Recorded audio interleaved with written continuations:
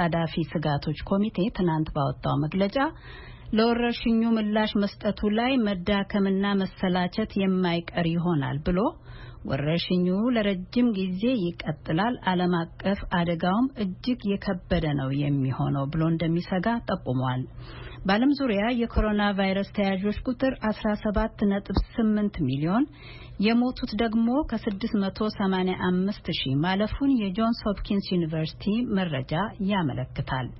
የዓለም የጤና ድርጅት ዋና ስራ አስኪያጅ ዶክተር ቴድሮስ አድሃኖም የኮሚቴው ስብሰባ ሲገቡ በሰጡት ቃል ከ6 ወር በፊት የነበረው የቫይረሱ ተያዦች ቁጥር ከ100 በታች እንደነበር ከቻይና ውጪ አንድም ሰው የሞተ እንዳልነበረ ሲያስቡት ያስደምማል ብለዋል። በዩናይትድ ስቴትስ ዜና ኒውዮርክ ታይምስ በሀገሪቱ በሚገኙ 270 ኮሌጆችና ዩኒቨርሲቲዎች ባካሄደው የዳሰሳ ጥናት ከተማሪዎችና ከትምህርት ተቋማቱ ሰራተኞች መካከል 6600 ለቫይረሱ የተጋለጡና 14 ከበሽታው በተያያዘ ሕይወታቸው ያለፈ መገኘታቸውን እንደደረሰበት አስታውቋል።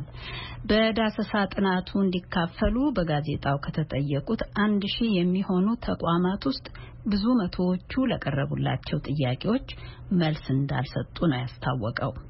በሌላ ዜና ቻይና በሆንግ ኮንግ በስፋት የኮቪድ-19 ምርመራ ዘመቻ የሚጀምሩ 7 የጤና ባለስልጣናትን ወደ ግዛቲቱ ልካለች። በግዛቲቱ የቫይረሱ ስርጭት እጅጉን እያሻቀበ ሄዷል።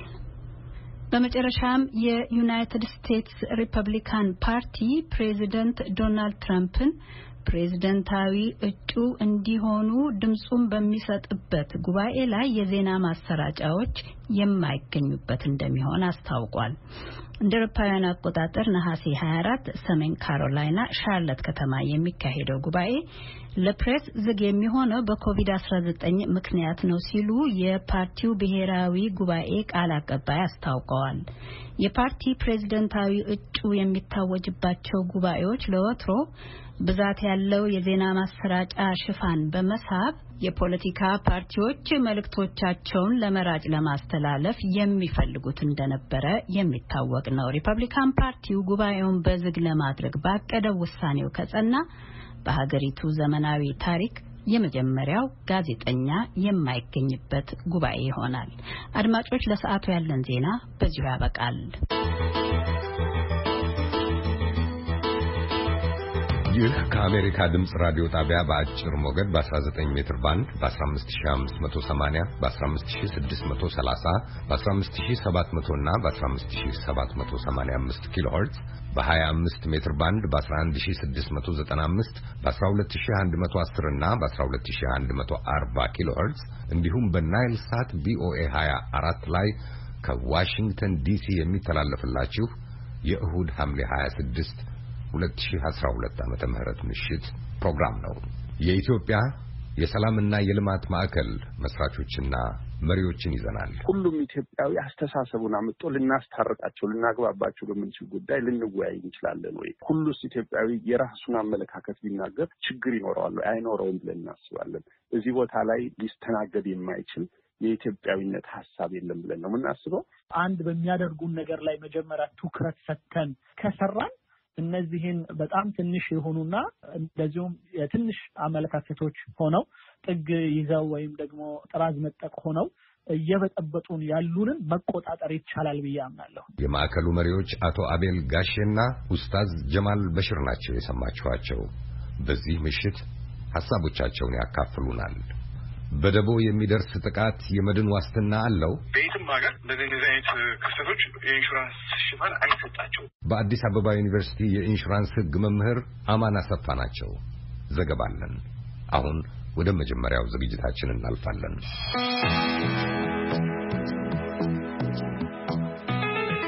የአባይ ጉዳይ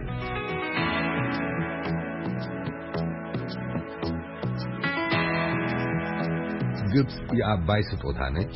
ማንም የተፋሰሱ የራስጌ ሀገር ውሃውን ሊነካ አይገባም የሚል አቋማቸውን የግብጽ መሪዎች፣ ባለስልጣናትና ሌሎችም ፖለቲከኞች ሲናገሩ ተሰምቷል። አሁንም ይሰማል። እንዲያውም አባይ የኢትዮጵያ አይደለም ያሉም አሉ። The Nile is an international river, not a national river for the Ethiopians, but up till today they are treating the whole river. አባይ ዓለም አቀፍ ጅረት ነው። የኢትዮጵያውያን የአገር ውስጥ ውሃ አይደለም። እነሱ ግን ሙሉውን ወንዝ የኢትዮጵያ ጉዳይ እንደሆነ አድርገው ነው የያዙት።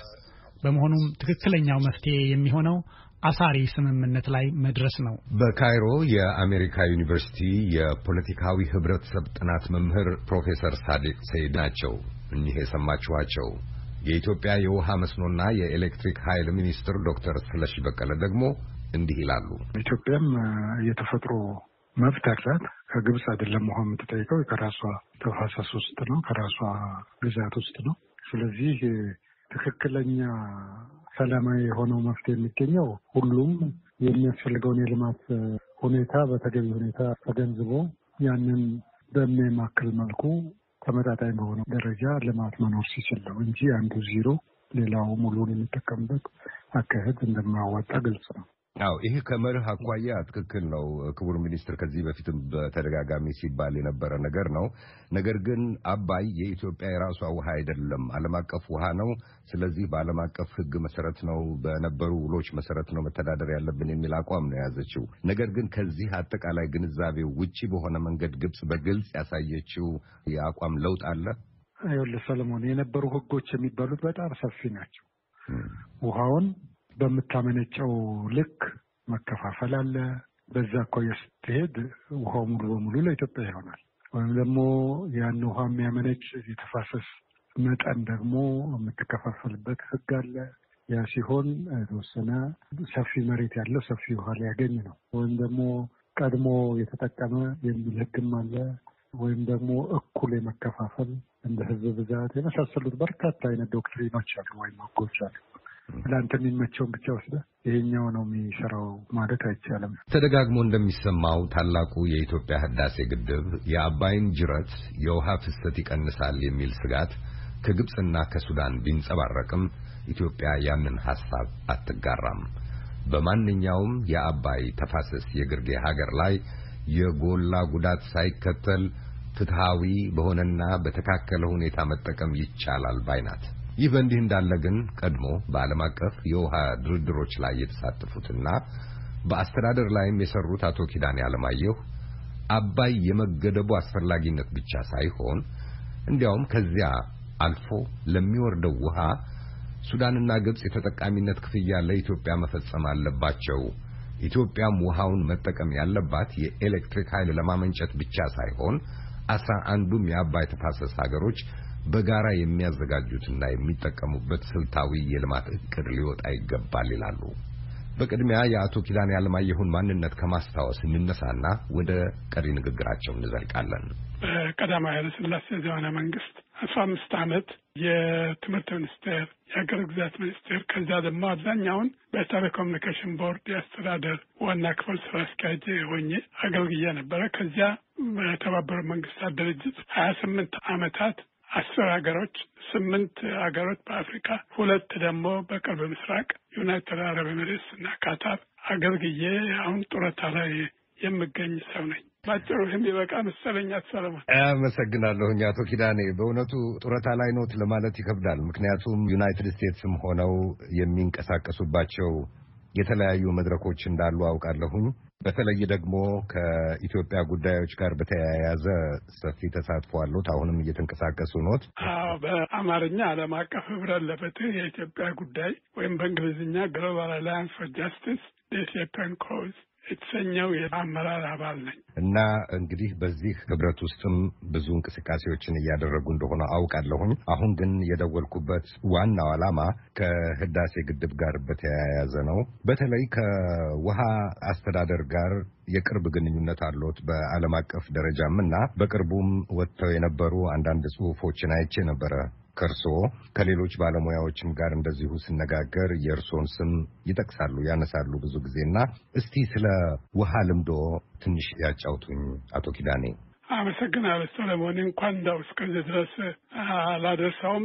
ለማንኛውም መጀመሪያ ከውሃ ጉዳይ ላይ ትኩረት የሳበው ለሶቶ የምትባል ትንሽ ሀገር ደቡብ አፍሪካ የምትገኝ በተባበሩት መንግስታት ድርጅት አማካኝነት የዛች ሀገር የስራ ሚኒስቴር ቋሚ ተጠሪ ወይም ምክትል ሚኒስትር ሆኜ አገለግል በነበረበት ጊዜ ነው እና የስራ ሚኒስቴር ስለ ውሃም ስለ መብራትም ስለ መንገድም ስለ መሳሰሉት የሚያጠቃልል ነበረ እና ያቺ ሀገር ለሶቶ ካላት የተፈጥሮ ሀብት አንደኛው ዋነኛው የውሃ ጉዳይ የውሃ ሀብት ስለነበረ ያንን ደግሞ እንኳን በነበርኩበት ጊዜ ደቡብ አፍሪካ የምትመራው በአፓርታይድ ስርዓት ነበረ። ደቡብ አፍሪካ ደግሞ በጣም ያን ውሃ ትፈልገው ነበረ እና በዚያ ድርድር ላይ በአመራር በተሳተፍኩበት ጊዜ ቀረብ ያለ ከውሃ ጋር ያገናኘኝ እሱ ነው ለማለት ነው። እንግዲህ እዛ በነበሩበት ጊዜ አቶ ኪዳኔ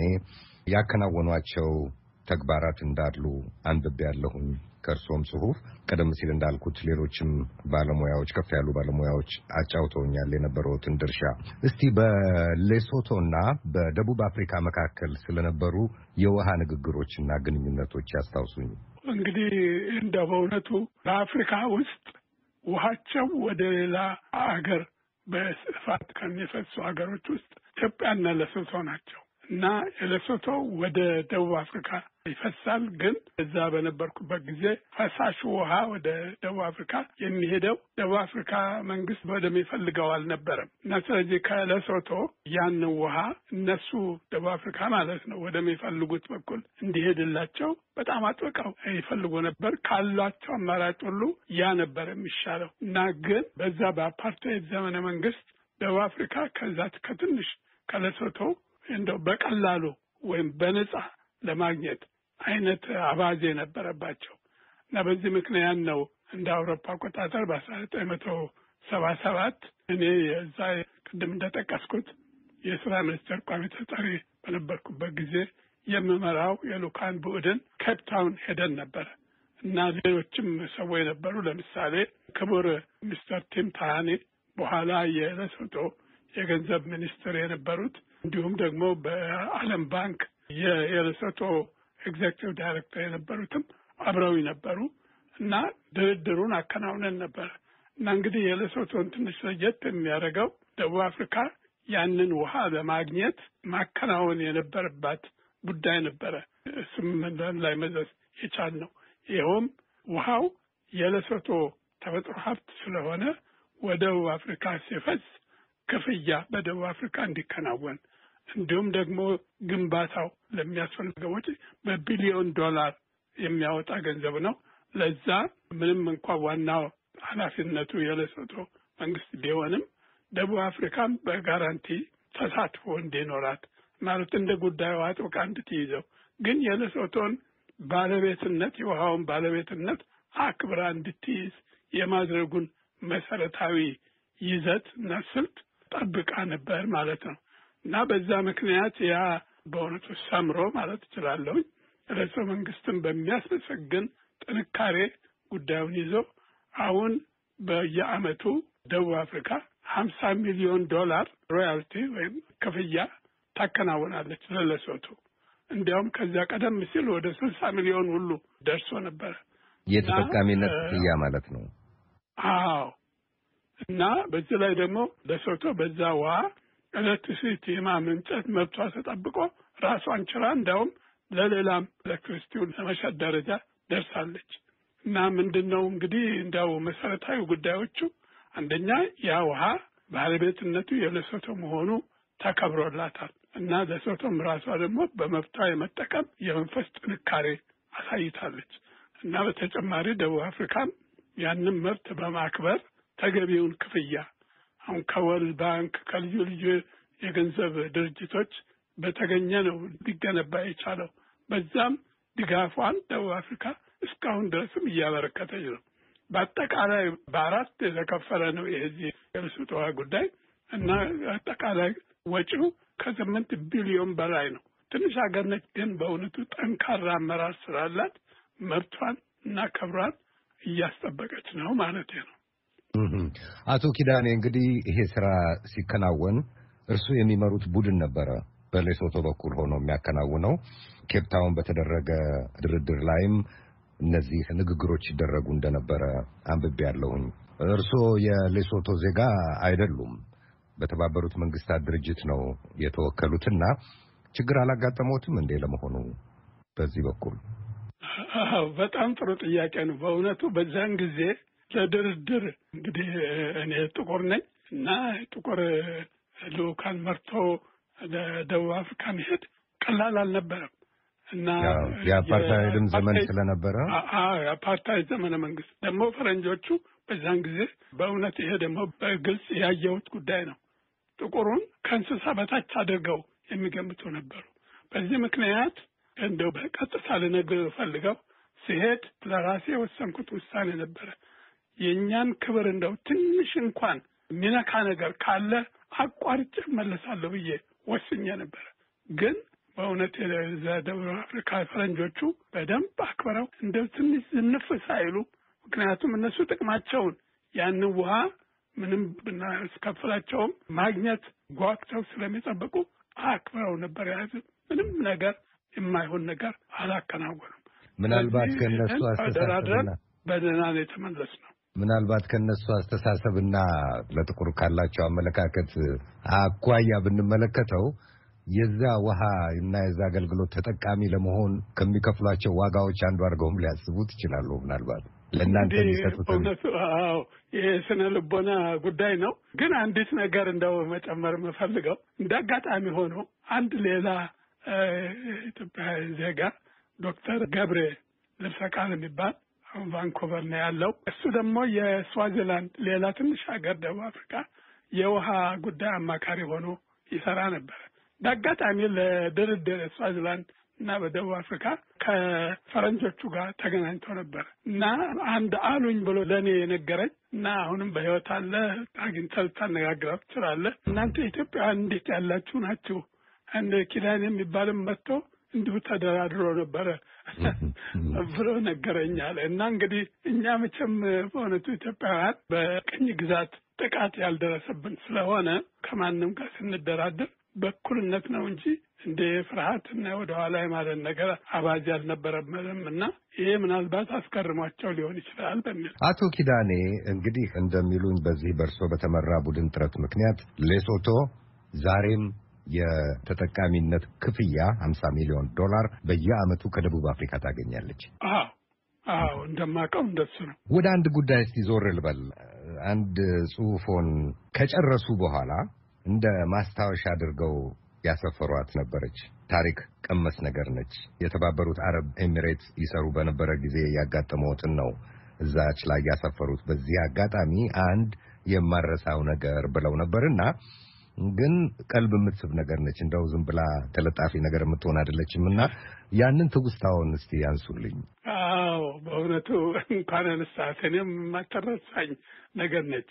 እንዳጋጣሚ ቅድም እንዳልኩትም ዩናይትድ አረብ ኤሚሬትስ በአጠቃላይ ለ18 ዓመት ነው የስራ ሚኒስቴር አማካሪ ነበር። ከዚያ በኋላ ደግሞ ከ18 ዓመት 15ቱን ዓመት የዱባይ ማዘጋጃ ቤት አማካሪ ሆኜ ነበር የምሰራው እና ከዚያ አንዱን ቀን እዛ የዩናይትድ አረብ ኤሚሬትስ የተባበሩት መንግስታት ድርጅት ዩኤንዲፒ አንድ ስብሰባ ጠርቶ እኔ የነበርኩት ዱባይ ነው፣ ግን ወደ አቡዳቢ እንዲሄድ ተጋበዝኩ እና እዛ ሄጄ ስብሰባ ላይ ቁጭ ስል ጎኔ ቁጭ ብሎ የነበረው ግብፃዊ የውሃ መሐንዲስ ነበር እንዳጋጣሚ እና እንዲሁ እንግዲህ ያው መቼም አብረው ሲቀመጡ ማውራት አይቀርምና የወሬ ወሬ እንደ የአባይ ውሃ እኮ ከኢትዮጵያ ነው የፈልቀው ስለው በቀጥታ የመለሰልኝ አዎ ልክ ነህ፣ ግን እኛ እንጠቀምበታለን ብሎ ቁጭ አለ። የምንጠቀምበት እኛ ነን የሚል ሀሳብ ማለት ነው። አዎ በቃ ቅጭ ነው የነገረኝ እና ነገሩ የሚያንገበግበኝ ስለነበረ በእውነቱ እንዳው ምንም በልቦናዬ አንድ ቀን እኔም እንዲምልበት ጊዜ መጣ ይሆን ብዬ አስቤ ዝም ነው ያልኩት እና ከዚያ በኋላ ምንም ብዙ ጊዜ ቢያልፍም አሁን የግድቡ ጉዳይ ሲነሳ በዛ ውሃ የመጠቀም ሀሳብ ተጠናክሮ ሁላችንም በኢትዮጵያዊነት እንቅስቃሴ ሳይ በሕይወት እያለሁ በማየት እግዚአብሔርን አመሰግናለሁ። በነገራችን ላይ ያንን ትውስታውን ሲጽፉም እኛም የምንልበት ጊዜ እንደ ግብፃዊው ማለት ነው በሕይወት እያለሁ ይደርስ ይሆን ብለው ነበረ ያቆሙት እና እነዚህ ሁኔታዎች ሰሞኑን እየታዩ ያሉት ሁኔታዎች ከመፈጠራቸውን በፊት እርሶና የእርስዎ ባልደረቦች ከዚህ ከአባይ ጋር በተያያዘ የምታደርጓቸው እንቅስቃሴዎች ነበሩ። የተቋረጠ አይመስለኝም ይሄ ህልማችሁና ጥረታችሁ። አሁን ያለውን ሁኔታ ሲመለከቱ አቶ ኪዳኔ እና ከሌሶቶ አጋጣሚ ጋር ጉዳይ ጋርም ማንሳት ፈልጋለሁኝ የሚገናኝበት የሚያያዝበት ሁኔታ ያለ ይመስሎታል? አዎ፣ በጣም ጥሩ ጥያቄ ነው። አመሰግናለሁ ሰለሞን። አዎ፣ በቀጥታ በእውነቱ ተመሳሳይ ሁኔታ ያሉ ኢትዮጵያና ሌሶቶ ከዋናው ሀብቶቻቸው መሀል የውሃው ነው እና እንግዲህ ከኢትዮጵያ እየፈሰሰ እንደውም ከለም አፈር ጋር ለሱዳንና ለግብጽ የሚሄደው ውሃ 86% ከኢትዮጵያ ነው እና እንግዲህ ኢትዮጵያ የዚህን አይነት ሀብት ያላት ምን እያደረገችበት ነው የሚለው ጥያቄ ይነሳል። የሌሶቶን ቅድም ተናግሬያለሁ። በኢትዮጵያ በኩል ግን ያው ሁላችንም እንደምናውቀው እስከ ግድቡ ድረስ ተጠቃሚዎቹ ሱዳንና ግብጽ ነበሩ። ግን ቀደም ብሎ ትንሽ የተሻለ ሁኔታ ነበር በታሪክ። ይኸውም ቱርኮች ግብጾችን በሚገዙበት ጊዜ ለኢትዮጵያ 50,000 የወርቅ መሐለቅ ጎልድ ኮይን ይከፍሉ ነበር በየዓመቱ። የኢትዮጵያን ባለቤትነት አረጋግጠው ያንን ያከናውኑ ነበር። በኋላ ግን እንግሊዞች ሲይዙ ያንን አካባቢ እንኳን ሊከፍሉ እንደውም ያለው ውሃ እንዳይነካባቸው ኢትዮጵያ ድረስ እየመጡ በማስፈራራትም በመተናኮልም ነገሩን እያበላሹ ሄደው እንግዲህ ግድቡ እስኪጀመር ድረስ ነው ነገሩ እንደዚሁ ተዛንፎ የቆየው። አሁን ግን የግድቡ ጉዳይ መነሳሳትና እዚህ ደረጃ መድረስ በጣም የሚያበረታታ የሚያስመሰግን ነገር ነው። ጉዳዩ ግን አቶ ሰለሞን አላለቀለትም። ገና ምናልባት 3 ዓመት ይፈጃል። የሙሊቱ ጉዳይ ብቻ ሳይሆን ለኢትዮጵያ የኤሌክትሪክ ማመንጫም እንዲሆንና ለኢትዮጵያ ሕዝብ 50% ያህል አሁን የውሃ ብቻ ችግር ሳይሆን የመብራትም ችግር እንዳለ የታወቀ ነገር። ያንን ለማሟላት ጊዜ ይፈጃል። ያ ሲከናወን እውነትም በሀብታችን የመጠቀም አቅም እና ስልት አዳብረናል ማለት ነው። ከዚህ ግን በተጨማሪ የምለው አሁን በይፋ ሲነሳ ማልሰማው አንዳንድ ነጥብ አለ። እነሱን ልቀጥል አቶ ሰለሞን? ይቀጥሉ አቶ ኪዳኔ። ለዚህ እኮ ነው ያነሳሁለት ጥያቄውን። እንግዲህ እነዚህ እንደው ቢነሱ ተግባራዊ ቢሆኑ ብዬ ከልቤ የማምንበት ነገር ምንድን ነው? አንደኛው ምንም እንኳን የሙሊቱ ጉዳይ በጣም ጥሩ ቢሆንም ለፈሳሽ ውሃ ግብጽ ድሮም እንደምታደርገው ለኢትዮጵያ ተገቢውን ክፍያ ሮያልቲ እንድትከፍል እዛ ላይ ማተኮር ማስፈለጉን። ሁለተኛ ደግሞ ያ ውሃ ኤሌክትሪክ ማመንጫ ብቻ ሳይሆን ለኢትዮጵያ ለልማት ጉዳይ አስፈላጊ ስለሆነ ጥቅም ላይ የሚውልበት ስልታዊ የሆነ የልማት እቅድ ማዘጋጀት ያስፈልጋል። ይሄን እንደው ይቅርታ በእንግሊዝኛ ልበለውና ስትራቴጂክ ዲቨሎፕመንት ፕላን። ይሄ ኋላ ቀር የሆነ ማስተር ፕላን ብቻ በቂ አይደለም። የተሟላ ስልታዊ የሆነ ልማት ያስፈልጋል ለኢትዮጵያ በአጠቃላይ እና ሶስተኛ ነገር ደግሞ የኢትዮጵያ ሕዝብ በዛ ተጠቃሚ እንዲሆን ለማድረግ ያንን በእርሻ ብቻ ሳይሆን በሌላው ሁሉ የተሟላ እርዳታ እንዲገኝ የማድረጉ ነገር ነው እና ይህም ዝግጅት በኢትዮጵያ ብቻ ሳይሆን በተፋሰሱ ሀገሮች 11ዱም እንዲተባበሩ እንዲሳተፉ አብረው የሚዋጣም ገንዘብ እንዳለ አብረው እንዲሰሩ እንጂ እንደው አንዱ ኃይል ማሳይ ግልጽ። አሁን በኢትዮጵያ ለስንት ጊዜ ነው ወረራ ያከናወነችው? ዋናው ዓላማዋ የአባይን ምንጭ ለመያዝ ነበር፣ አልተሳካላትም እንጂ ይሄን ሌላ መሰረታዊ እኮ ዓላማ የላቸውም። ሀረርን ሁሉ እስከ መያዝ ደርሰው ነበር። ዞሮ ግን የአባይን ምንጭ ለመያዝ ነው እና ይህን የመሳሰለውን የማጠናከሩን ነገር መንግስት እንደሚያስብበት ተስፋ አደርጋለሁኝ፣ እተማመናለሁኝ እንጂ አሳልፎ አሟልቶ በነፃ ለግብጽ መላኩ በእውነት በድሮ ዘመን ቱርኮቹ የሚከፍሉትን ካሳ ወይም ሮያልቲ ማጣት ለኛ በእውነቱ የሚመጥን አይደለም ባይ ነኝ። አቶ ኪዳኔ ይህንን ጥያቄ ሲያነሱ እንግዲህ እስካሁን ድረስ ያለው ንግግር አንድ እርምጃ ወይም አንድ እርከን ወደፊት እንዲገፋ የሚያደርግ ጥያቄ ነው እዚህ ውስጥ የሚታየኝ። ግብጽ የተጠቃሚነት ክፍያ ለኢትዮጵያ መክፈል አለባት፣ ደቡብ አፍሪካ ለሌሶቶ እንደምትከፍለው ሁሉ ሲሉ የመገደቡ ነገር ብቻ ሳይሆን እንዲያውም ከዛ አልፎም ወደ ግብጽ ለሚፈሰው ውሃ የተጠቃሚነት ክፍያ መክፈል አለባቸው የግርጌ ሀገሮች ነው እያሉ ያሉት ከግድቡ በተጨማሪ።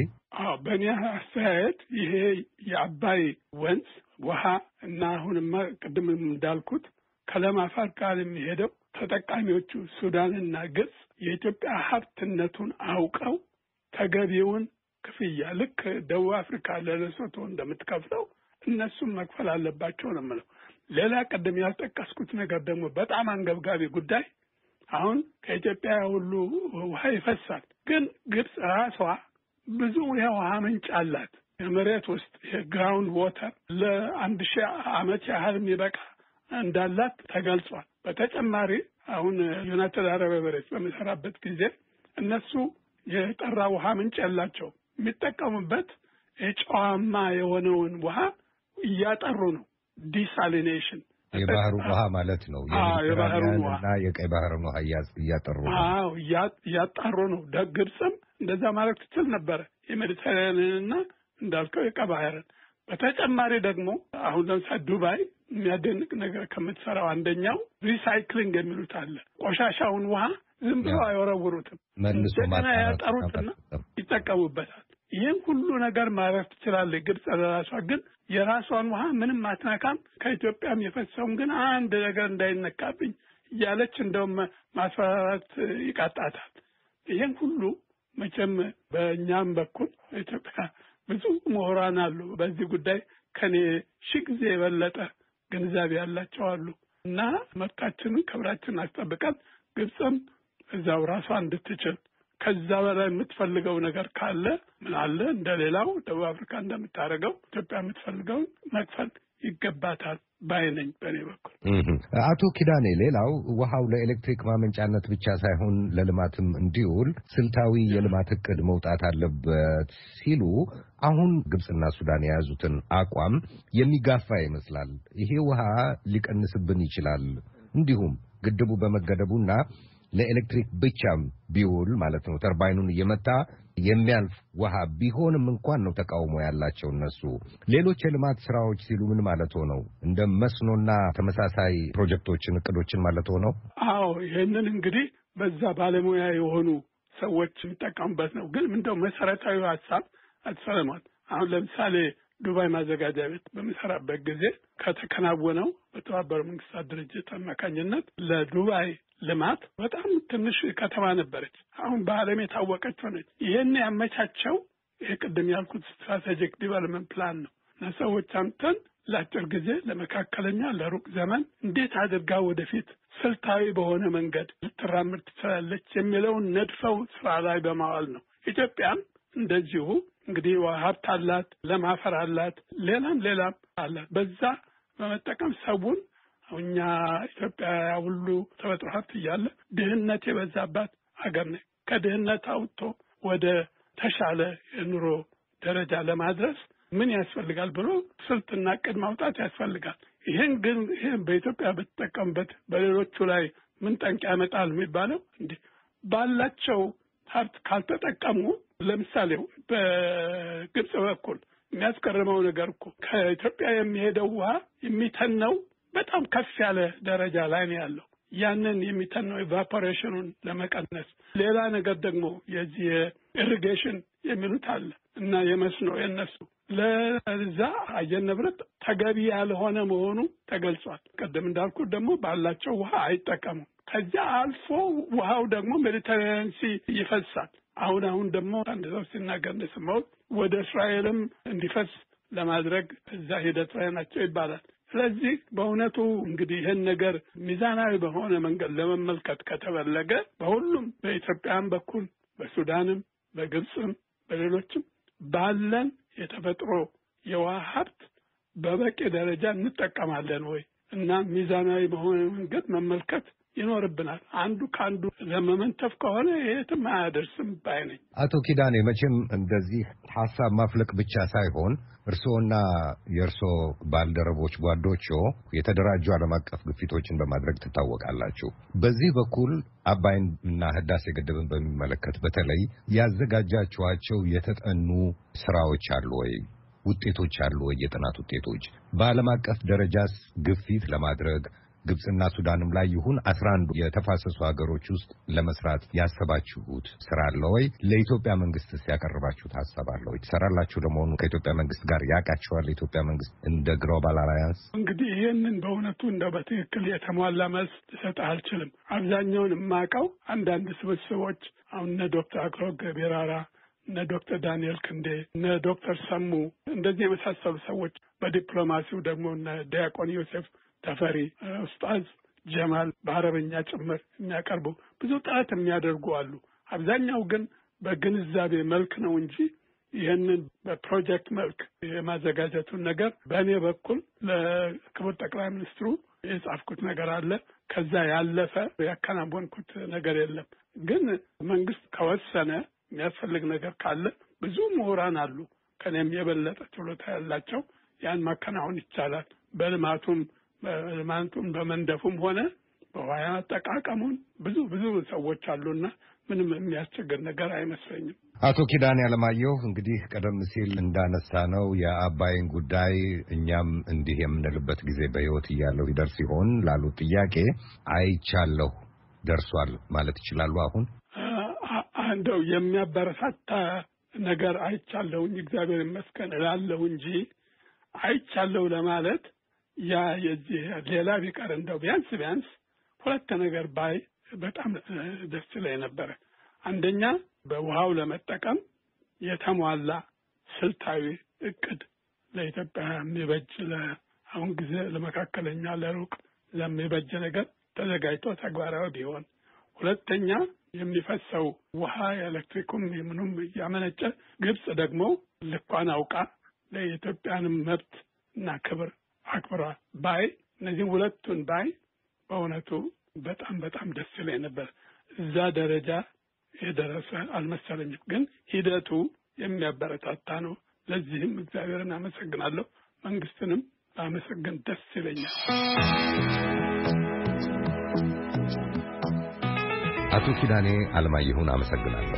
ሙሉውን ውይይት ዌብሳይታችንና ፌስቡክ ገጻችን ላይ ያገኛሉ።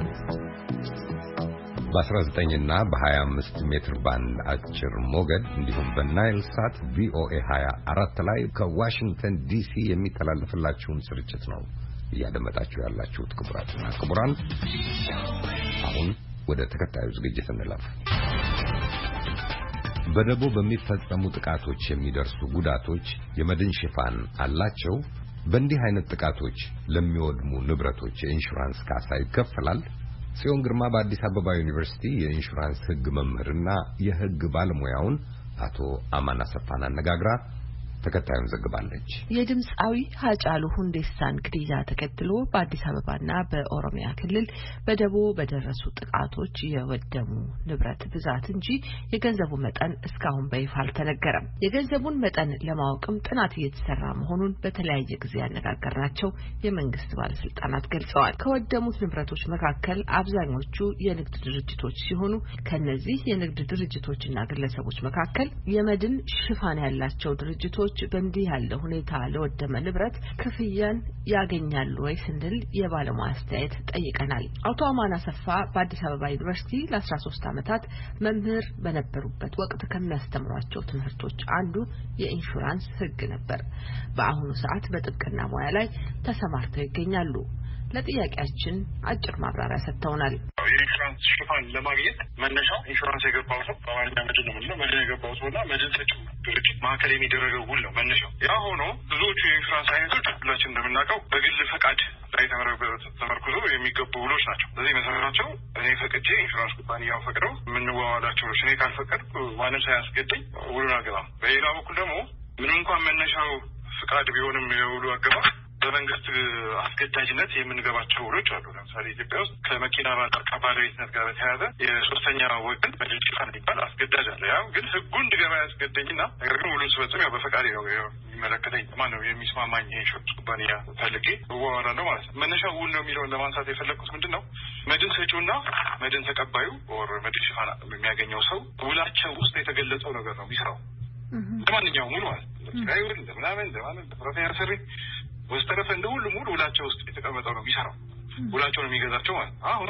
ውላቸው እንደዚህ አይነት እንዳልሽው የእንችን ቃላት ለመጠቀም ግጭት፣ የሰላም መደፍረስ ጉዳይ፣ የመበጣበጥ መጠነ ሰፊ የሆነ ብዙ ሰው የተሳተፈበት አይነት አሁን አንቺ ግጭት ያልሽው አይነት ወይም ተተቃውሞ ዝርዝር ጉዳዮቹን ቀጥሎ እናነሳቸዋለን ብዬ ነበረ። አንድ ላይ በቃ አጣምረው እንዲመልሱት በደቦ በተፈጸመ ጥቃት በግጭት ወይም በሰዎች ሆን ተብሎ የወደመ ንብረት ሲሆን ማለት ነው። ወደዛ መጣች ነውና እንደዚህ አይነት ክስተት ብዙ ጊዜ በማንም ሀገር በኢትዮጵያ ብቻ ሳይሆን በየትም ሀገር እንደዚህ አይነት ክስተቶች የኢንሹራንስ ሽፋን አይሰጣቸውም። የኢንሹራንስ ኩባንያዎቹ እንደዚህ አይነት ውድመቶችን እንደዚህ አይነት ንብረት መጥፋት ሁኔታ ወይም ሌሎች ተመሳሳይ ነገሮችን ሽፋን ሲሰጡ አይስተዋሉ። በውላቸው ውስጥ ይህንም ጭምር ሽፋን የሚሰጡ ቢሆን ኦፍኮርስ ኢንሹራንስ ካቨሬጅ ያገኝ ነበር፣ ይከፈል ነበር ማለት ነው። ነገር ግን አይሰጡም። ይሄ ደግሞ የኢትዮጵያ ጉዳይ ብቻ ሳይሆን ኦልሞስት ግሎባል ፕራክቲስ ነው። ኢንሹራንስ ከተፈጠረበት ስንት ዓመታት ጀምሮ እስካሁን ድረስ ከፍተኛ ውድመት ሊያስከትሉ የሚችሉ ነገሮችን ሽፋን አይሰጥም። ሽፋን የማይሰጥበት ምክንያት ኢንሹራንስ ስርዓት የሚሰራው በተወሰነ ባላንስ ነው። ያ ባላንስ መገለጫው ምንድን ነው? በርካታ ሰዎች የውድመት የሎስ ስጋት አለባቸው። ነገር ግን ሎስ አልፎ አልፎ የሚያጋጥም ክስተት ነው በህይወታችን ውስጥ። አሁን ነው የሚልሽ ይሄ ኢንደምኒቲ የምንለውን ኢንሹራንስ በተመለከተ ነው የሚልሻለሁ።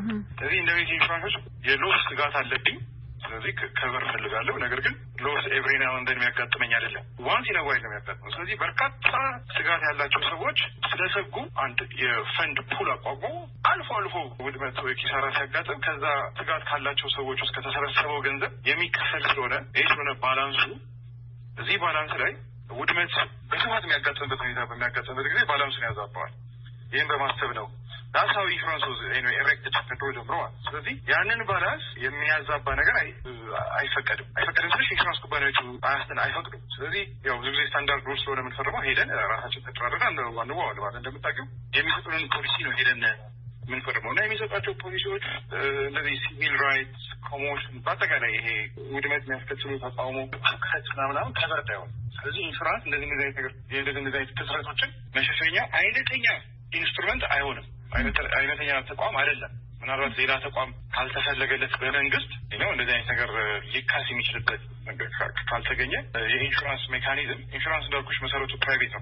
ፕራይቬት ኮንትራክት ፕራይቬት ዲል ቢትዊን ፕራይቬት ፓርቲስ ባላንስ አለው ይሻለው ያን ባላንስ እንዳያዛባ ነው የሚከለክሉት። ይሄንን ውላቸው ውስጥ አያስገቡም ማለት ነው። አሁን እነዛ መጀመሪያ ላይ የጠቀሱልኝ በሁለቱ መካከል የሚደረግ ውል አለ፣ ስምምነት አለ፣ እዛ ላይ የሚሰፍራል በሚለው ነው የሚሰጠው ነው። ስለዚህ ውል በሚያረጉ ሰዓት እነዚህ ነገሮች አያስገቧቸውም ማለት ነው።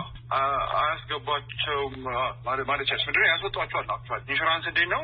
ለምሳሌ ፋብሪካ ካለ ፋብሪካዬን ከእሳት አደጋ ፋብሪካዬን ቢያወድመው የፋብሪካውን ዋጋ ወይም ኢንሹራንስ የግድ የፋብሪካ ዋጋ ሳይሆን መድን የገባሁለትን የገንዘብ መጠን እንዲከፈልኝ የሚል አጠቃላይ ፖሊሲ ይዋዋላለሁ። በኋላ ግን እዛ ውል ውስጥ ነገር ግን የእሳት አደጋው ያጋጠመው በዚህ ምክንያት ከሆነ ግን ሽፋን አያገኝም ይለኛል ኢንሹራንስ ኩባንያ። እኔም ፕራክቲሱ አይደለም ካንትሪ ዋይድ ፕራክቲሱ ግሎባል ፕራክቲሱ ስለሆነ ምርጫ ስለሌለኝ እሺ እላለሁ ማለት ነው። ስለዚህ የፈረምኩበት ውል ላይ ሁከት የሚያስከትሉ በዚህ ውድመት የሚያስከትሉ ተቋሞች ምክንያት የሚነሳ እሳት ከሆነ የፈረምኩት ውል ላይ የተከበረ ካሳ አላገኝም ማለት ነው። ስለዚህ እንዲህ ያሉ ንብረቶች ሲወድሙ ልክ በቃ እንደወደሙ ንብረቶች ነው የሚቆጠሩት ማለት ነው። በቃ ምንም አይነት ካሳ የሚያስገኙ አይደሉም በኢንሹራንስ ማለት ነው። እንግዲህ ሌላ ስጋ አሬንጅመንት የሚቀመጥ ካለ እኔ እርግጠኛ ሆኜ የማውቀው የለም። ግን ባለፈው የዛሬ 3-4 ዓመት በተከናወነው ተመሳሳይ ክስተት ብዙ ምክንያት የደረሰባቸው ኢንቨስተሮች በየአካባቢው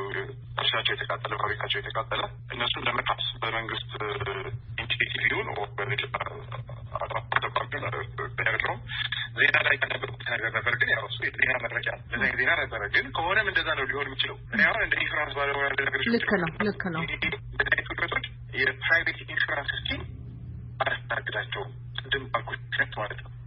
የማያስተናግደው ደግሞ ኢንሹራንስ ከተቋቋመባቸው ፒላሮች ዘንጎች ውስጥ አንደኛውን ይመታዋል። ያን ከመታ ኮላፕስ ያደርጋል ስርዓቱ። ስለዚህ ኮላፕስ ሲያደርግ ይሄ ሌላ የመካሻ ሜካኒዝም፣ ሌላ ከበሬ ማግኛ ሜካኒዝም ቃል ሊሆን አይችልም ነው። በአጠቃላይ በህግ የተከለከለ ነው ማለት ደግሞ አይደለም። እንዳላሳስት ችንም አድማጮችም እንዳላሳስት በአጠቃላይ ፈቃደኛ የሚሆን ኢንሹራንስ ኩባንያ ካለ ከቨር ማድረግ ይችላል። ግን በዛ ሰዓት የኢንሹራንስ አቅርቦቱ ፕሪሚየም የሚባለው ኢንሹራንስ ለመግዛት ምን ከፍለዋል አይደለም፣ እሱም በጣም በከፍተኛ ደረጃ የከፈለ ኖሮ ኢንሹራንስ ኩባንያው ደግሞ ፈቃደኛ ከሆነ ይቻላል። እኔ ግን ኢትዮጵያ ውስጥ የሚያደርግ የለም። ቸባጭሩ ማቀው ታላቀሪቼ እንዳልሆን እንጂ የሚያደርግ የለም። በጣም አመሰግናለሁ። ጊዜ ስጥልኝ። ጥሩ ማብራሪያ ነበረ። አመሰግናለሁ።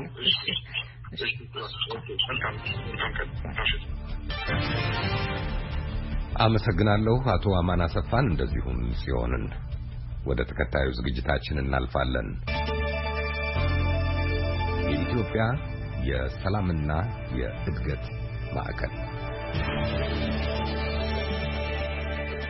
ኢትዮጵያ ውስጥ በቅርቡ የተፈጠረውና አሁንም እየታየ ያለው አሳሳቢ ሁኔታ ከሚያስጨንቃቸው ኮቪድ-19ን ጨምሮ ሌሎችም ችግሮች የሚያሳድዷቸውን ኢትዮጵያውያን በግንባር ለመርዳት ከተሰለፉ የኢትዮጵያውያንና ትውልደ ኢትዮጵያ ማህበራት አንዱ የሆነው የኢትዮጵያ የሰላምና የእድገት ማዕከል መነጋገርን፣ መደማመጥን፣ መመካከርን፣ መተሳሰብን፣ መደጋገፍን ይመክራል።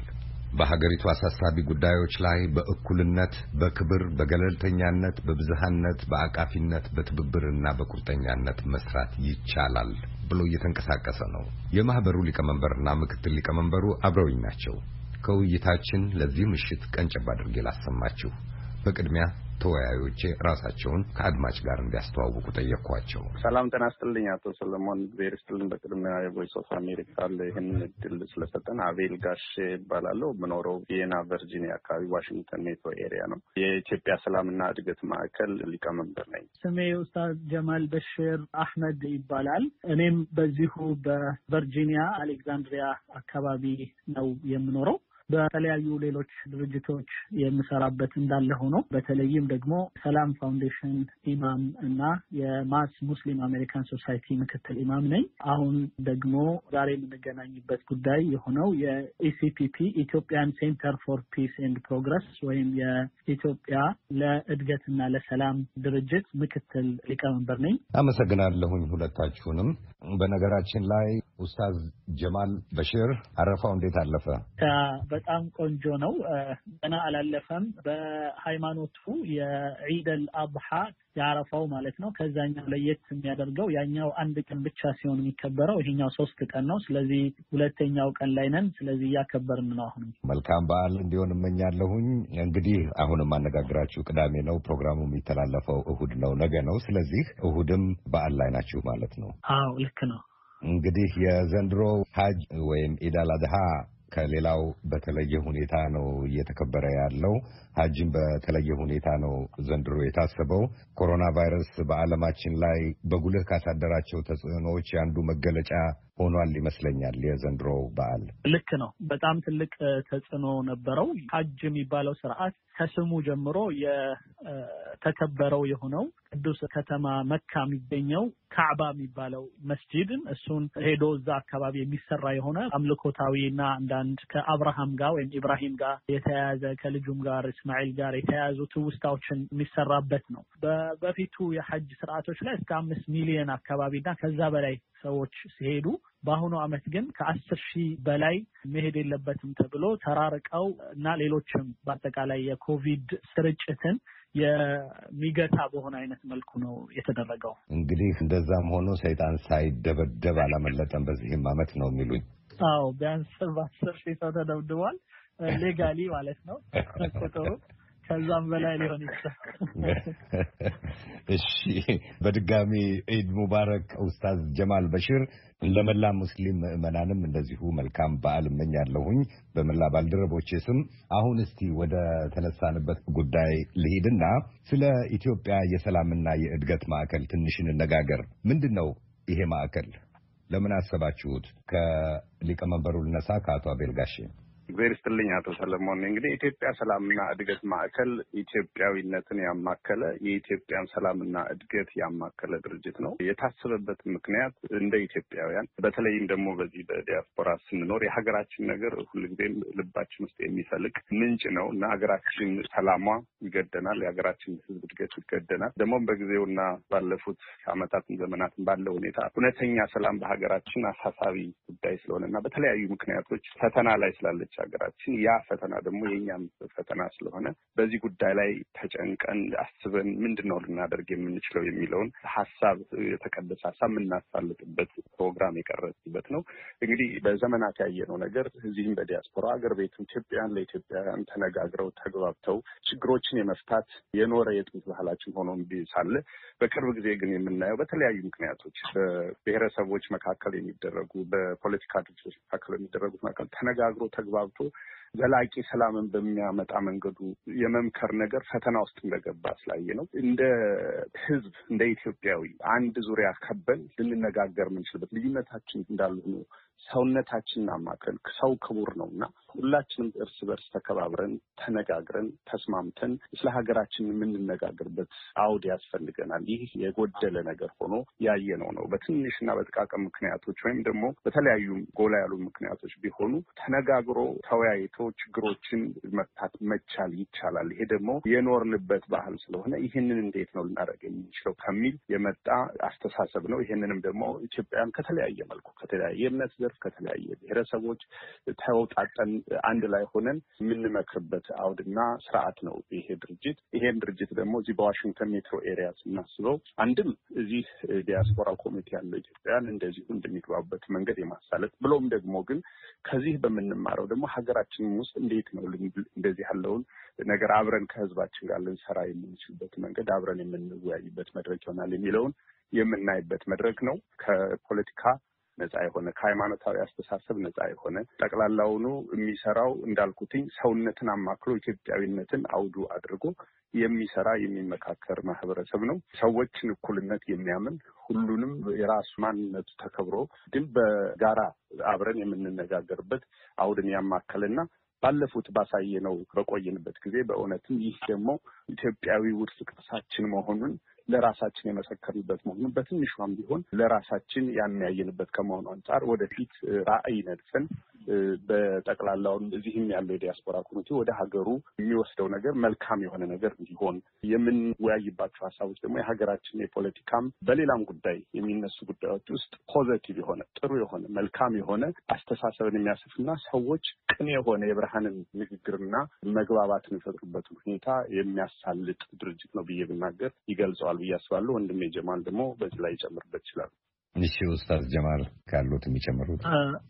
አው በአብዛኛው ተብሏል። ይህንንም አሁን የታሰበውን አይነት ሀሳብ ለማሳካት የኛ በቦርድም ደረጃ ይሁን በመስራችነት ደረጃ የተሰባሰበው ህዝብ ከተለያዩ አመለካከቶች ከተለያዩ አስተሳሰቦች ስብጥሩ እንዲኖር በደንብ ታስቦበት ተደርጓል።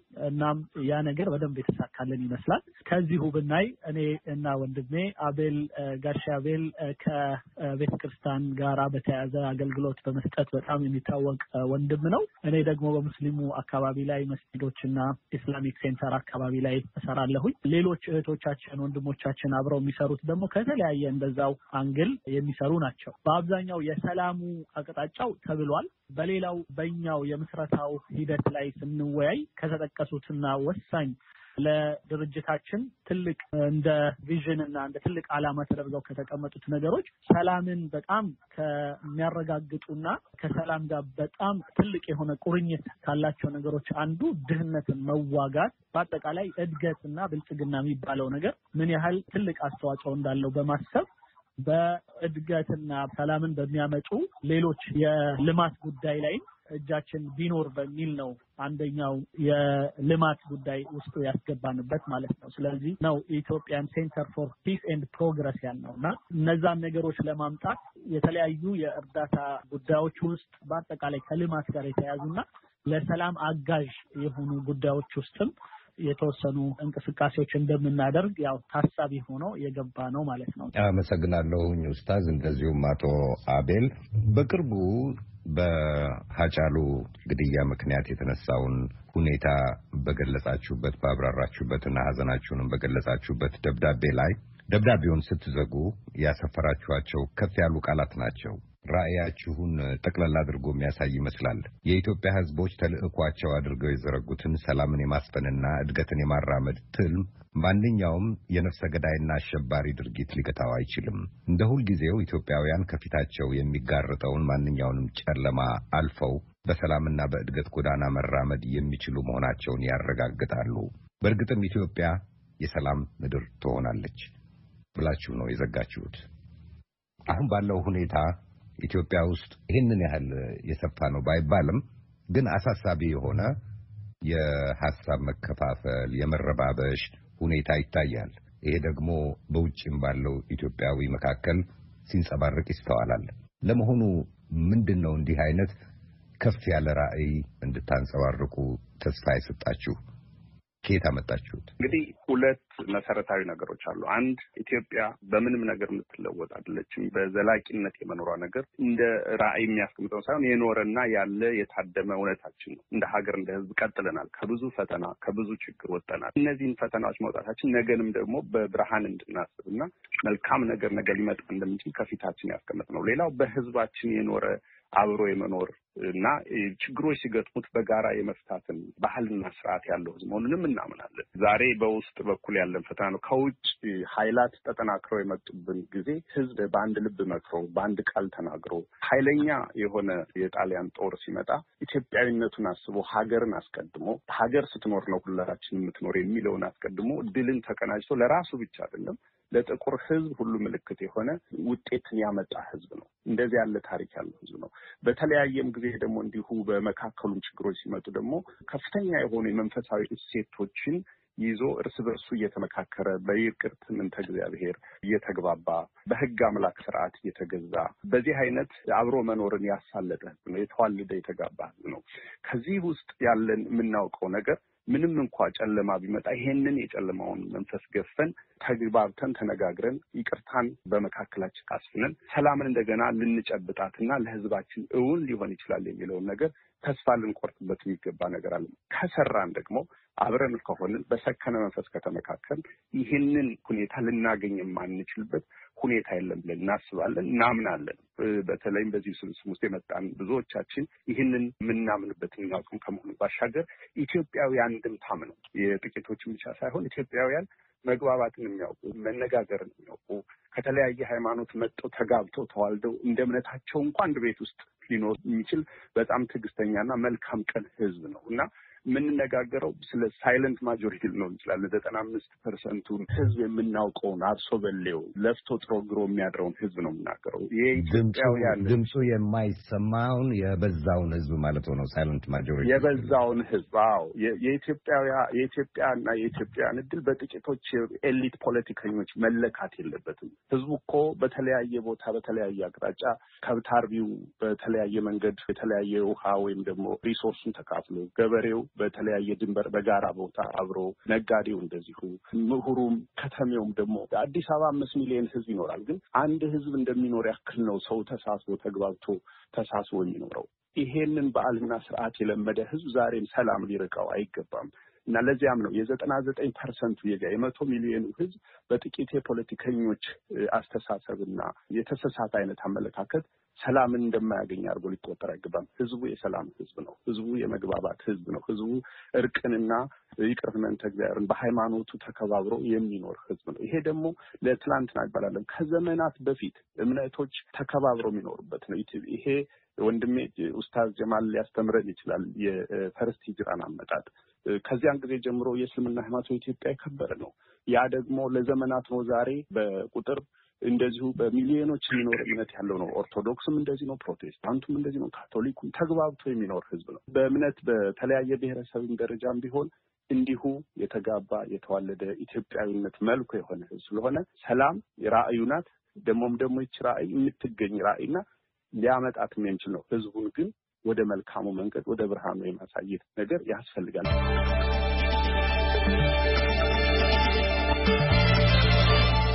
አቶ አቤል ጋሼና ኡስታዝ ጀማል በሽር የኢትዮጵያ የሰላምና የእድገት ማዕከል መሪዎች ናቸው። ውይይታችን በሌላ ምሽት ይቀጥላል። ሙሉውን ዌብሳይታችንና ማህበራዊ ገጾቻችን ላይ እናሰፍራለን። ለዛሬ አመሰግናቸዋለሁ።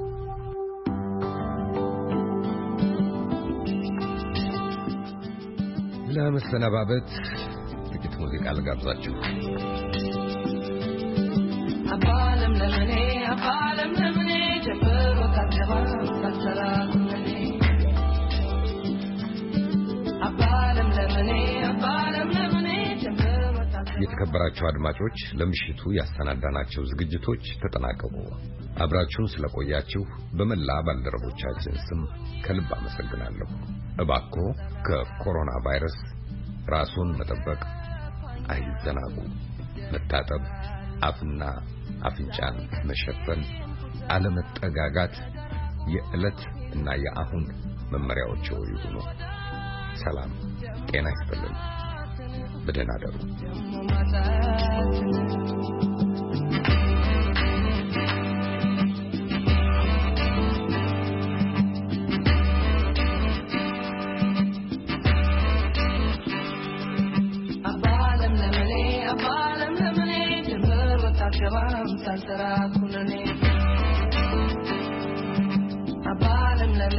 አባለም ለምኔ ጀምሮ ታጀባ ታሰራኩነኔ